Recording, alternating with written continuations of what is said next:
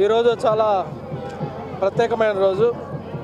కాశీక ద్వాదశి సందర్భంగా ఉగ్ర శ్రీనివాసమూర్తి శ్రీదేవి భూదేవి సమేతుడై సూర్యోదయం ముందే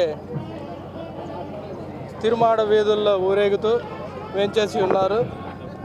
సంవత్సరానికి ఒక్కరోజు మాత్రమే ఇటువంటి దినం వస్తుంది, ఇటువంటి రోజు వస్తుంది.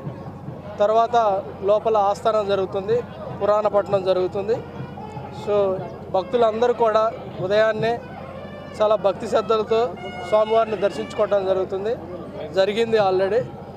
సో ఇది చాలా ప్రత్యేకమైన రోజు, ఎందుకంటే స్వామివారు ఉగ్ర శ్రీనివాసమూర్తి ఒకరోజు మాత్రమే సంవత్సరంలో ఇలా తిరుమాడ వీధుల్లో ఊరేగుతూ వస్తారనమాట. సో అందరూ కూడా చాలా భక్తి శ్రద్ధ, వాతావరణం కూడా చిన్న చిరుజల్లు కూడా పడుతుంటే చాలా ఆహ్లాదకరంగా స్వామివారు తిరుమాడ వీధుల్లో విహరించడం జరిగింది. ఓం